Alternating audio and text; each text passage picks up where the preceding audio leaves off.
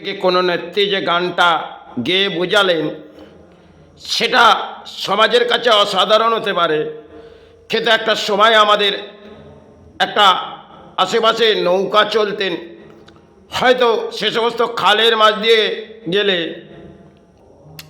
আর কিছু নদীতে নৌকা চলতেন, সেটা সময়কালের গড়িয়েছিল। আর যেটা ওনার ভাবনা হলো এই গানটাকে ফুটিয়ে তুলব, তাহলে মদিনা যাব। কারণ মদিনা যাওয়ার জন্যে একটা বড় জাহাজ, সেই জাহাজের মাঝে থেকে মদিনা যাওয়ার তাদের প্রকল্প থাকে ইসলাম ধর্মের। আর সেখানে যদি বাংলার মাঝ থেকে আমি একটা ধর্মের মাঝে এসে অধর্মের বলিগুলো নিয়ে আমি যদি একটা রাজনীতির মাঝে যুক্ত হই, তাহলে সেখানে আমার বলিগুলো, সেই অধর্মের বলিগুলো, সেগুলো একটা জায়গার মাঝে আমি আবড়ে যাচ্ছি। কেন আমরা তো মদিনায় যেতে পারবো না? কেন একটা হিন্দু ধর্মের নারী হয়ে সে ইসলাম ধর্মকে গ্রহণ করছে একটা গানের মাঝে, এবং মদিনা দর্শন করতে গেলে মাথায় কিছু টুপি লাগাতে হবে। কেন ইসলামের ধর্মে আপনি যখন মাজার প্রদর্শন করবেন, মাথায় টুপি না থাকলে একটা রুমাল দিতে হবে। আর সে সমস্ত হয়তো তাদের ধর্মের ব্যাপার, আর সেই নিজের ধর্মকে ছোট করে পরধর্ম গ্রহণ করা, এটা আমাদের ধর্মের মহাপাপ। সেই পাপের বিচার কিন্তু তিনি দেখিয়ে দিলেন। কারণ পরধর্মকে চর্চা করে রাজনীতির মাঝে যুক্ত হলেন।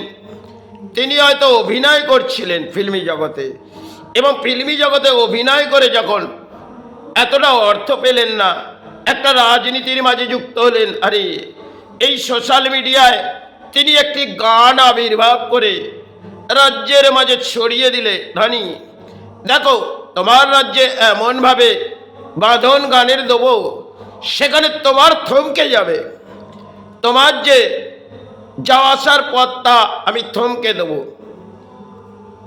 এই গানটি যে যাব মদিনা, তিনি মদিনা দর্শন করা তার হলো না, আর রাজ্যের মাঝ থেকে তাড়িয়ে দেয়া হলো। রাজনীতিতে যুক্ত হলেন এবং বিফল হয়ে পড়লেন, সফল তো আর হলো না। হয়তো গানটাকে তিনি বাংলাকে বোঝালেন। আর সময়ের আবেগ একটা অমিতাভ বচ্চনের পিকচারে অদ্ভুত কাহিনী ছিল। সেটা তিনি একটা সুপারস্টার, তিনি হৃদয়ের গানটা একজন গেয়েছিলেন। সে যখন গেয়েছিলেন, সেই গানের মর্যাদা অমিতাভ বচ্চন রোল লেবাতে গিয়ে দেখিয়েছিলেন। তারপরে অমিতাভ বচ্চনের জীবনে কি ঘটেছিল সেটা হয়তো আমরা জানি। কেন একটা দুর্ভোগ এসেছিল, অমিতাভ বচ্চনের গরুর খেলা চলেছিলেন, সেখানে অমিতাভ বচ্চনকে একটা জীবনের মধ্যে লড়াই ছিল। আজকে এই রাজনীতির নেতারা যে বলি উবড়ে মনে করছে জনগণের কাছ থেকে লড়াই করে আমরা সফল হব, এবার বিফল হলেন। তাহলে হয়তো একটি হাওয়ায় চপ্পল পরে আমি ঘুরে বেড়ালাম, আর রাজ্যের জনগণ আমায় গ্রহণ করলেন, এবং যখন গ্রহণ করলেন সবাই কাল থেকে আমি দেখিয়ে গেলাম, দেখো আমার এই সফেদ শাড়ি এই দিদির আছে, আর আমারও যেন এই সফেদ শাড়ি নিয়ে আমি মদিনায় চলে যেতে পারি। কারণ মদিনা আমার জন্যে হৃদয় জুড়িয়ে আসছে, তাই মদিনায় যেতে হবে। সে গানটা যে গাইলেন, তিনি তো হিন্দু ধর্মের নারী, একটি মাথায় মাঝে মাঝে সিঁদুর দিয়ে আবির্ভাব করে আর কিছু গান গেয়ে যায়। সেই গানের মর্যাদা তিনি হয়তো সমাজকে বোঝালেন, কিন্তু মর্যাদা তিনি হয়তো সমাজকে বোঝাতে গিয়ে ভেঙে পড়লেন।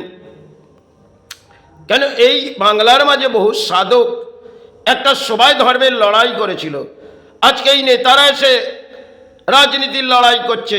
তাই করুণাময়ী অপূর্ব নীলা কিন্তু বাংলার মাঝে আছে। আর যে নারী ব্যাখ্যা করলেন গানের মাঝ দিয়ে, তাকে তো কেউ ফেললো না, সমাজ ফেলার আগে তাকে দেখিয়ে দিল অদ্ভুত নীলা তার কি আছে। কারণ যখন আপনি মিথ্যের আশ্রয় নিতে নিতে একদিন আপনি সর্বশান্ত হবে। আর এই মিথ্যের আশ্রয়টা আজকে দেখবেন অধিক নেতা রাজনীতির মাঝে আবড়ায়।